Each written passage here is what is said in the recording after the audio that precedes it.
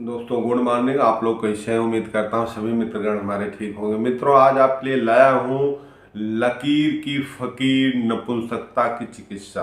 अब लकीर की फकीर क्या चिकित्सा आपको इस वीडियो में बताऊंगा। यह वीडियो आप लोगों के लिए बहुत इंपॉर्टेंट है जो पौरुष नपुंसकता से जो परेशान हैं। नपुंसकता के वैसे कई कैटेगरी होती है, मैंने पार्ट में वीडियो बना दिया है, लेकिन लकीर के फकीर की चिकित्सा आपको बताना चाहता हूँ कि आखिर ये है क्या चीज़।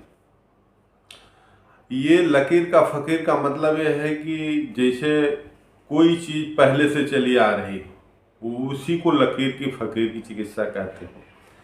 चिकित्सा जगत में नपुंसकता में कोई चेंजिंग नहीं आई है, कोई बदलाव नहीं आया है। मैं एक बॉम्बे का पेशेंट था, ऑल इंडिया लेवल से उन्होंने 10-15 साल डॉक्टरी कराई, लेकिन नपुंसकता में उसको कोई रिलीफ नहीं मिला। उसका नील स्पर्म था, लेकिन मैं पौरुष नपुंसकता नील स्पर्म दोनों को बता रहा हूँ। ये लकीर की फकीर की चिकित्सा है।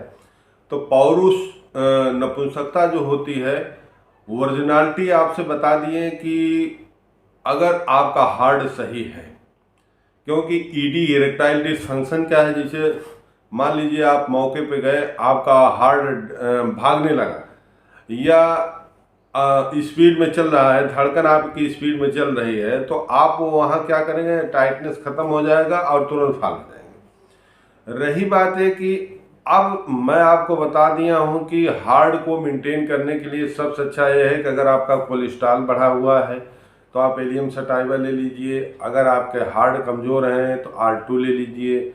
अब रही बात है कि अगर इस तरह से आप मेंटेन है मित्रों, तो लकीर की फकीर चिकित्सा छोड़ दीजिए। मात्र 50 रुपए की दवा मैं बता रहा हूँ आज, जिसको कहते हैं ईरानी अकरकरा। मात्र ईरानी अकरकरा ले लीजिए, छोटी सी उसकी टुकड़ी तोड़ के जीभ में डाल लीजिए, बस लकीर की फकीर चिकित्सा वहीं खत्म हुई। अगर आप इससे भी नहीं कवर हो रहा है, अगर वैसे तो 100% कवर हो जाना चाहिए, नहीं तो रसराज ले लीजिए। अगर रसराज बैद्यनाथ का ही लीजिए, उससे कवर हो जाएगा। एक गोली सुबह शाम ले लीजिए। अगर उससे भी स्टैंडर्ड आप चाहते हैं तो जिंकम मटेलिकम ले लीजिए। जिंकम मटेलिकम का काम होम्योपैथी की दवा है कि ये ब्लड के सर्कुलेशन को फ्लो को मेंटेन करती है। अगर जिंक की कमी हमारे शरीर में होती है तो ब्लड का सर्कुलेशन अच्छा नहीं होता है।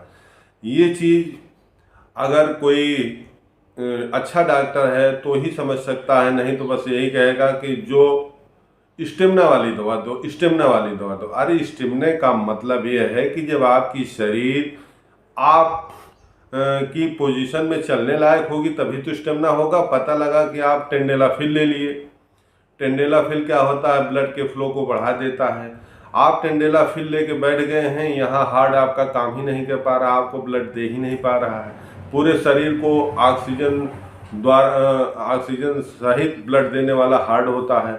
जब हार्ट आपका काम ही नहीं कर रहा है तो आप कैसे जो है टेंडेलाफिल लेके काम बनेंगे? फिर हार्ट अटैक हो जाएगा, फिर आप परिवार से भी हाथ धो लेंगे।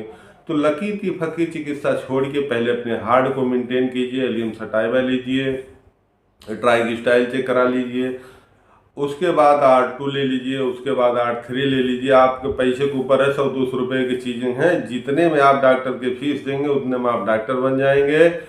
ये हम तो कह ही रहे हैं, लेकिन आयुष मंत्रालय भी बार बार कह रहा है कि हर आदमी डॉक्टर बने, डॉक्टर के पास जाने की जरूरत ना रहे। लेकिन आप लोग वीडियो देखने में इंटरेस्ट नहीं लेते हैं।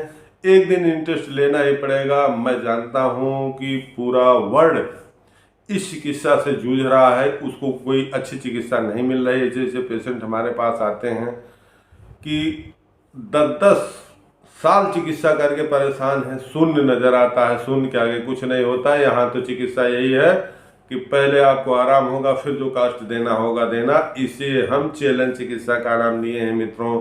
तो हमारा वीडियो आप उन तक पहुंचाइए जो बेचारे नपुंसकता, पौरुष नपुंसकता, नील नपुंसकता से जूझ रहे हैं। तो मित्रों एक लाइक तो दे दिया कीजिए हमारे वीडियो को। नमस्कार।